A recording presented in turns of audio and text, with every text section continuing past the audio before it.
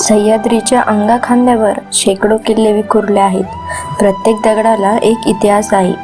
पण या गडकोटांमध्ये एक असा दुर्ग आहे ज्याने फक्त इतिहास पाहिला नाही तर तो आपल्या हाताने घडवला. तो म्हणजे किल्ले रायगड. शिवरायांनी स्वराज्याचे तोरण बांधले ते तोरणा किल्ल्यावर. त्यांच्याकडे अनेक भक्कम किल्ले होते. मग प्रश्न पडतो की राजधानीसाठी फक्त राजगडच का निवडला गेला, तोरणा का नाही? आज आपण केवळ कथा नाही तर त्यामागची लष्करी रणनीती, भूगोल आणि आर्थिक गणित अतिशय सोप्या भाषेत समजून घेणार आहोत. तोरणा जिंकणं हा एक चमत्कार होता, पण राज्य चालवण्यासाठी तोरणा काही बाबतीत अपुरा पडत होता. त्याची कारणे: प्रशासकीय मर्यादा, स्वराज्याचा विस्तार होत होता. तोरण्यावर मोठी कार्यालये, धान्य कोठारे आणि हत्ती घोड्यांसाठी पुरेशी जागा नव्हती. तोरणा विस्तीर्ण आहे, पण तो चारी बाजूंनी शत्रूच्या नजरेत सहज येऊ शकत होता. शत्रूला गडाच्या हालचाली खालून टिपणे सोपे होते. नियंत्रण: तोरणावरून सभोवतालच्या प्रदेशावर लक्ष ठेवणे राजगडच्या तुलनेत थोडे कठीण होते. शिवरायांची पारखी नजर गेली ती मुरुमदेवाच्या डोंगरावर.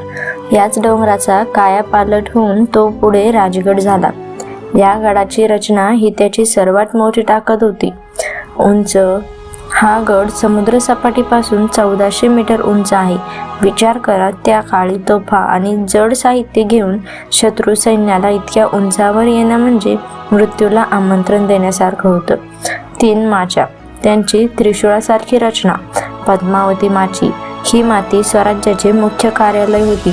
इथे सर्व प्रशासकीय निर्णय घेतले जात. संजीवनी माची ही माची म्हणजे शत्रूसाठी एक भूलभुलैया आहे. इथे दुहेरी तटबंदी आणि चिलखती बुरुज शत्रूला चकमा देण्यासाठी बनवले होते. सुवेळा माची पूर्वेकडून येणाऱ्या शत्रूवर आणि हालचालींवर नजर ठेवण्यासाठी ही सर्वोत्तम जागा होती. थोडक्यात सांगायचे तर राजगड हा निसर्गाने बनवलेला एक अभेद्य किल्ला होता, ज्याला मानवी हातांनी अधिक भक्कम केलं. शिवरायांनी राजगडाचा वापर एखाद्या युद्धयंत्रासारखा केला. जर शत्रूने एका माचीवर हल्ला केला तर दुसऱ्या माचीवरून मावळे शत्रूच्या पाठीवर हल्ला करू शकत होते. राजगडचा बालेकिल्ला इतका अवघड आहे की खालचा गड शत्रूने जिंकला तरी बालेकिल्ल्यापर्यंत पोहोचणे त्यांना अशक्य होते. बालेकिल्ला म्हणजे किल्ल्यातील दुसरी अभेद्य सुरक्षित जागा.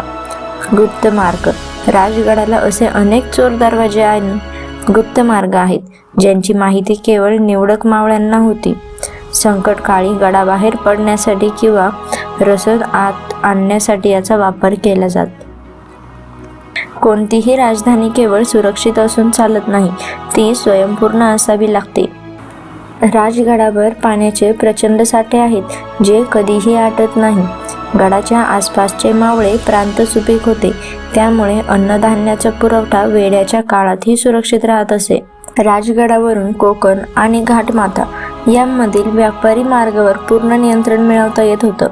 त्या काळात आदिलशाही, निजामशाही आणि मुघल या तिन्ही सत्तांच्या केंद्रस्थानी राजगड होता. तिथून शिवराय कोणत्याही दिशेला अतिशय वेगाने हालचाल करू शकत होते. शत्रू नेहमी संभ्रमात असे की महाराज आता कुठून बाहेर पडणार. जवळपास 26 ते 27 वर्ष राजगड स्वराज्याचे मुख्य केंद्र होता. मग राजधानी रायगडावर का नेली? याचे कारण म्हणजे स्वराज्याचा विस्तार. स्वराज्य आता अफाट वाढले होते. स्वराज्याची सीमा समुद्राला भिडली होती. समुद्रावर नियंत्रण मिळवण्यासाठी आणि मोठ्या प्रशासकीय कामांसाठी रायगड हा अधिक सोयीस्कर आणि मध्यवर्ती होता. पण स्वराज्याचा पाया मात्र राजगडवरच रचला गेला. मित्रांनो, राजगड हा केवळ दगडधोंड्यांचा डोंगर नाही, तो शिवरायांच्या बुद्धिमत्तेचा आणि मावळ्यांच्या शौर्याचे प्रतीक आहे. शून्यातून विश्व कसं निर्माण करायचं हे राजगड आपल्याला आजही शिकवतो. जर राजगड नसता तर स्वराज्याचा हा पाया इतका भक्कम झाला नसता. तुम्हाला काय वाटतं कमेंटमध्ये नक्की सांगा. जय जिजाऊ, जय शिवराय.